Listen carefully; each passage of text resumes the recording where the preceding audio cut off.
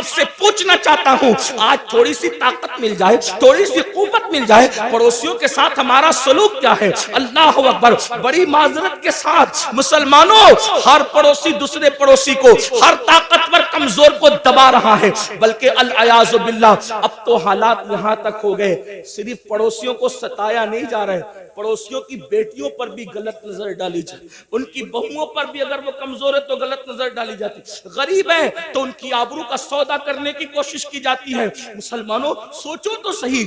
انجام کیا ہے؟ یہ دنیا ہے، دنیا میں کوئی روکے نہ روکے، کوئی ٹوکے نہ ٹوکے، کوئی جو چاہے جس طرح چاہے کر لے، مگر قبر ہے، آخرت ہے۔ ذرا سوچو تو صحیح، دنیا میں جس کے ہاتھ نہیں اس کا انجام کیا، دنیا میں جس کے پیر نہیں اس کی حالت کیا، لیکن آخرت میں جو اللہ اکبر لنگڑا اور لولا کر دیا جائے، کس بنیاد پر؟ پڑوسیوں کو ستانے کی بنیاد پر۔ آئیے میں طول نہ دیتے ہوئے صرف ایک دو روایت اس سلسلے میں آپ کی خدمت میں پیش کروں۔ جانتے ہیں اللہ کے رسول علیہ السلام فرماتے ہیں کہ جبریل نے میرے پاس آ کر پڑوسیوں کے بارے میں ایسی ایسی باتیں کرنا شروع کی کہ مجھے اندیشہ ہوا کہ کہیں پڑوسیوں کو وراثت میں حقدار نہ کر دیا جائے، پڑوسیوں کو جو ہے انسان کے مال میں شریک نہ کر دیا جائے۔ آقا علیہ السلام ارشاد فرماتے ہیں کہ کوئی بندہ پیٹ بھر کر کے کھانا کھا کے سو جائے اور اس کا پڑوسی بھوکا ہو، آقا فرماتے ہیں وہ کامل مومن نہیں ہو سکتا۔ یہاں تک آقا فرماتے ہیں کہ پڑوسی کا حق یہ ہے جب تم اچھا کھانا بناؤ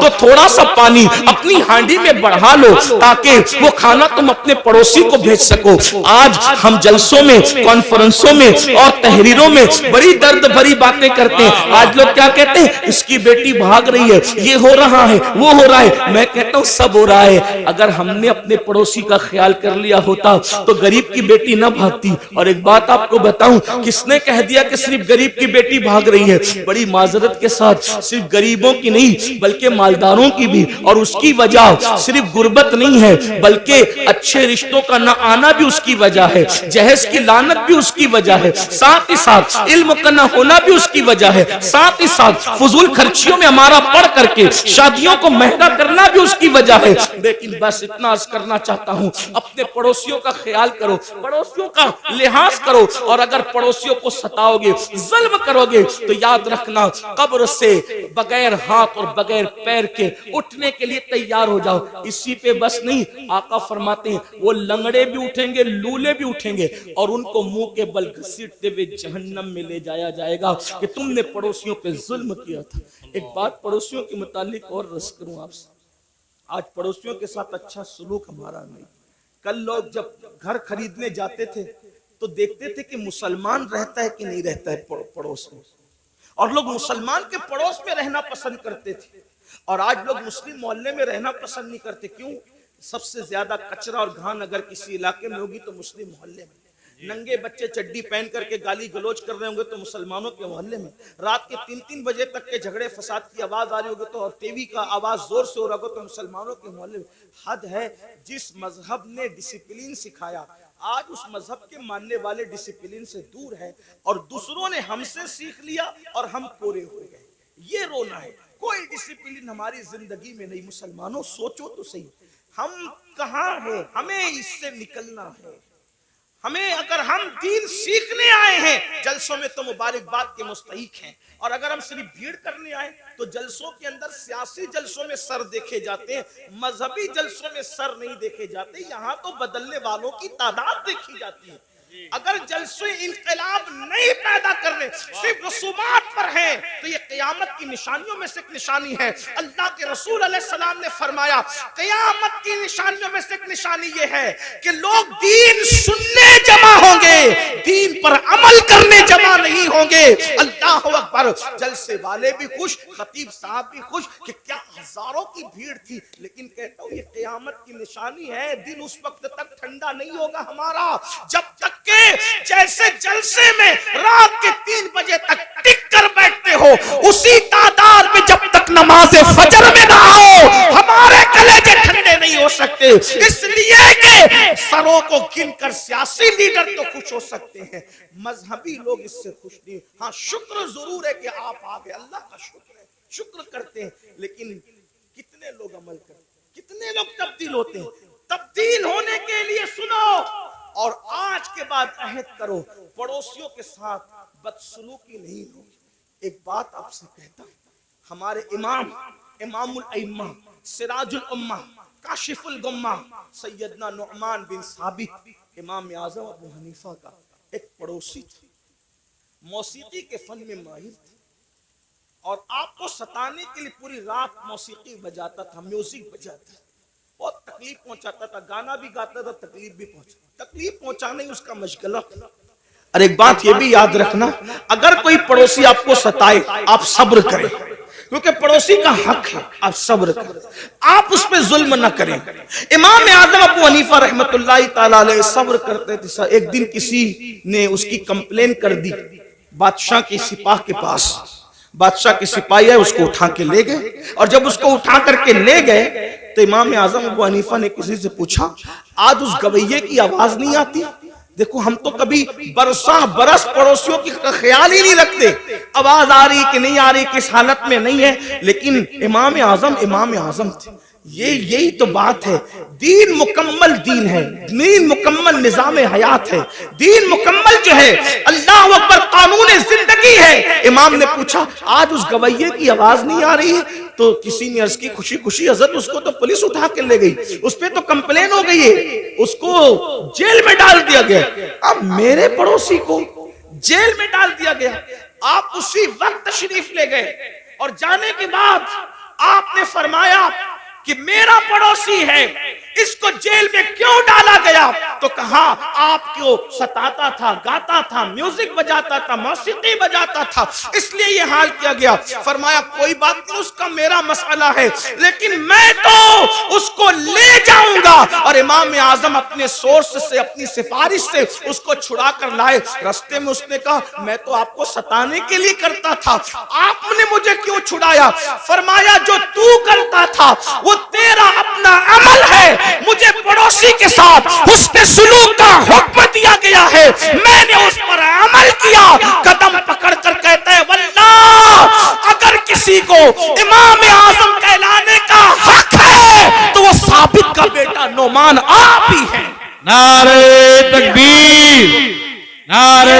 رسالت۔ بزرگوں کا طریقہ تھا، ہم اپنے پڑوس کے ساتھ، آج تو پڑوس میں سگا بھائی بھی رہتا ہے، ہم اس کے ساتھ کیا سلوک کرتے ہیں؟ اچھا کھانا بناتے ہیں تو معاذ اللہ چھپا چھپا کر کے کھاتے ہیں، ایسا نہیں ہونا چاہیے۔ پھر میرے اور تمہارے آقا صلی اللہ علیہ وآلہ وسلم ارشاد فرماتے ہیں دوسرا گروہ، دوسرا قافلہ، دوسرا ٹولہ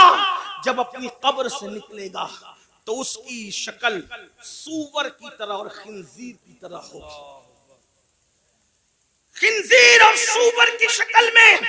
وہ اپنی قبروں سے نکلیں گے۔ حالانکہ جب ان کو قبر میں رکھا گیا تھا تو ان کے چہرے اچھے بھلے تھے، لیکن اب وہ میدان محشر میں اٹھیں گے تو وہ سور کی شکل اور خنزیر کی شکل لے کر اٹھیں گے۔ صحابہ بے چین ہو گئے، تڑپ گئے، عرض کیا یا رسول اللہ صلی اللہ علیہ وآلہ وسلم، جو گروہ، جو ٹولہ، جو قافلہ قبروں سے سور اور خنزیر کی شکل میں اٹھے گا ان کا کیا قصور ہوگا؟ تو میرے آقا فرماتے ہیں ان کا قصور یہ ہوگا کہ وہ نمازوں میں سستی کرتے تھے، وہ نمازوں میں غفلت کرتے تھے۔ مسلمانوں ذرا سوچو تو صحیح، اپنے نبی کی ہر بات پر یقین ہے، ان باتوں کو کیوں بھول جاتے ہو؟ جس کے کہنے پر اللہ کو ایک مانا، جس کے کہنے پر قرآن کو اللہ کی کتاب مانا، جس کے کہنے پر دین اسلام کو حق مانا، اللہ اس رسول کا فرمان ہے بے نمازی، نماز میں سستی کرنے والا جب اپنی قبر سے اٹھے گا تو سور کی شکل میں اٹھے گا، خنزیر کی شکل میں اٹھے گا۔ اس پر زیادہ بات نہ کرتے ہوئے ایک روایت آپ کے سامنے پیش کروں، کھلے دلوں کے ساتھ اور کھلی آنکھوں کے ساتھ، کھلے کانوں کے ساتھ سننا۔ اپنے آپ پہ رحم کر لو، اپنے آپ پہ رحم کر لو، اللہ کے بندو، آخرت کی گھاٹی بڑی مشکل ترین گھاٹی ہے، ہم نے اس کو جتنا آسان سمجھا اتنا آسان نہیں ہے۔ ہے میرے امام کہتے ہیں اللہ اکبر پاٹ وہ کچھ دھاریے کچھ زار ہم یا الہی کیوں کر اترے پار ہم اپنی ستاری کا یا رب واسطہ ہو نہ رسوا برسرے بازار ہم اللہ اللہ ہمیں فیس بک کے لیے تو وقت ہے یوٹیوب پر بیٹھنے کے لیے تو وقت ہے دوستوں کی محفلوں کے لیے تو وقت ہے بیوی بچوں کے لیے تو وقت ہے سب کے لیے وقت ہے رب کے لیے وقت نہیں سن لو اور اچھی طرح سے سن لو اللہ اللہ حضرت علامہ عثمان ابن حسن رضی اللہ تبارک و تعالیٰ عنہ اپنی کتاب میں لکھتے ہیں میری بہنوں کی بھی توجہ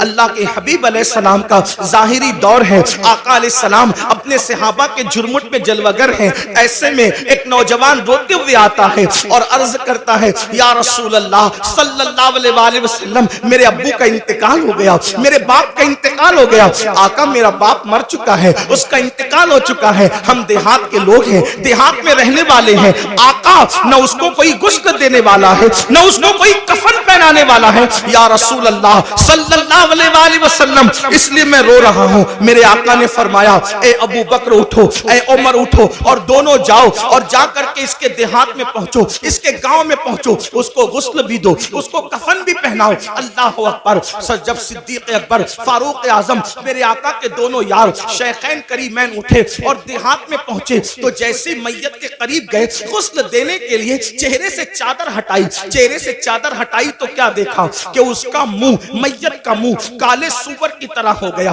کالے خنزیر کی طرح ہو گیا اللہ اکبر صدیق و فاروق نے جب یہ منظر دیکھا زار زار رونے لگے زاروں قطار رونے لگے ایک قاصد کو اللہ کے رسول صلی اللہ علیہ وآلہ وسلم کی بارگاہ میں پیش کیا گیا یا رسول اللہ اس کا چہرہ تو کالے سور کی طرح کالے خنزیر کی طرح ہو گیا اس کو کیسے غسل دیں اس کو کیسے کفن پہنائے اللہ اکبر میرے اور تمہارے آقا صلی اللہ علیہ وآلہ وسلم خود تشریف لائے چل کر کے اور جب اس کا منہ کالے خنزیر کی طرح دیکھا حضور علیہ السلام بھی رو پڑے پھر میرے آقا نے دعا کی اور دعا کرنے کے بعد اس کا چہرہ ٹھیک ہو گیا جب چہرہ ٹھیک ہو گیا تو پھر غسل دیا گیا کفن پہنایا گیا نماز جنازہ پڑھی گئی اور جب جنازہ مکمل ہو گیا تو کسی نے دھیرے سے کہا پہلے تو اس کا چہرہ کالے سور کی طرح کالے خنزیر کی طرح ہو گیا تھا اب ذرا دیکھیں تو اس کا چہرہ کیسا ہے جب دوبارہ چہرہ دیکھا گیا نماز جنازہ کے بعد جب کفن ہٹایا گیا تو کیا دیکھا لوگوں نے اب بھی اس کا چہرہ کالے سور کی طرح کالے خنزیر کی طرح تھا سب رو پڑے صحابہ نے عرض کیا ہمارے ماں باپ آپ پر قربان یا رسول اللہ صلی اللہ علیہ وآلہ وسلم اس کا چہرہ بار بار کالے سور کی طرح کالے خنزیر کی طرح کیسے ہو جاتا ہے تو میرے آقا نے اس کے بیٹے کو بلا کر کے پوچھا یہ بتا تیرے باپ کا چہرہ کالے سور کی طرح کیوں ہو جاتا ہے بار بار اس نے عرض کی یا رسول اللہ صلی اللہ علیہ وآلہ وسلم میرا باپ کوئی گناہ نہیں کرتا تھا بس اس کی کمی یہ تھی کہ جب نماز کا وقت آتا تو وہ سو جایا کرتا تھا وہ نماز نہیں پڑھتا تھا تب میرے آقا نے ارشاد فرمایا لوگوں دھیان سے سنو جو نماز میں سستی کرے گا وہ اپنی قبر سے اس حالت میں اٹھے گا کہ اس کا منہ کالے سور کی طرح ہوگا کالے خنزیر کی طرح ہوگا بتاؤ چہرے پر پھنسی آ جائے کتنا بے چین ہو جاتے ہو کسی کے چہرے پہ سفید داغ آ جائے کتنا بے چین ہو جاتا ہے لوگ منہ پہ رومال رکھ کے پھرتے ہیں اگر اس کو فالج ہو جائے میرا ٹیڑھا منہ لے کر میں کیسے جاؤں سفید داغ لے کر کیسے جاؤں پھنسی لے کر کیسے جاؤں اپنے جیسے انسانوں کے سامنے جب یہ عیب لے کر نہیں جاتے جس کو ڈاکٹر درست کر سکتا ہے وہ عیب لے کر نہیں جاتے اللہ نہ کرے نماز چھوڑنے کی وجہ سے منہ کالے سور کی طرح ہوگا تو اللہ کی بارگاہ میں کیا منہ لے کر جاؤ گے کس طرح منہ لے کر جاؤ گے اور سن لو دنیا کے امتحان میں اگر ناکام ہو گئے تو پھر کامیابی کے چانسز ہے مگر آخرت کے امتحان میں اگر ناکام ہوئے پھر کامیابی کا کوئی چانس نہیں ہے پہلی اور آخری مرتبہ موقع ملے گا کیا تیاری کی اس کے لیے نہیں ہمیں ٹائم نکالنا ہوگا بڑی معذرت کے ساتھ ایک بات اور آپ سے کہوں آج میری قوم کے دماغ میں ایک خبط ہے نہیں ہم تو غوث پاک کے ماننے والے ہم تو غریب نواز کے ماننے ہم تو اعلیٰ حضرت کے ماننے ہم تو شاہ برکت اللہ کے ماننے تو ہمیں کیا ہوگا ہم نے تو زنا کر کے بھی جنت ہی ملی ہم نے تو نماز چھوڑ کے بھی جنتی بننے،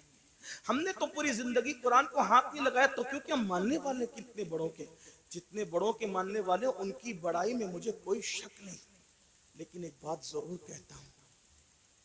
جب نوح علیہ السلام کا بیٹا جہنم میں جا سکتا ہے، صلبی بیٹا، اور قرآن پھر اس کا نسب بھی کاٹ کر کے اعلان کرتا ہے لیسا من اہلی، کبھی آپ کی اولاد سے نہ رہا، تو جب سگے بیٹے کا نسب کٹ سکتا ہے تو پھر نام لیواؤں کا رشتہ نسبتیں کیوں نہیں کٹ سکتی؟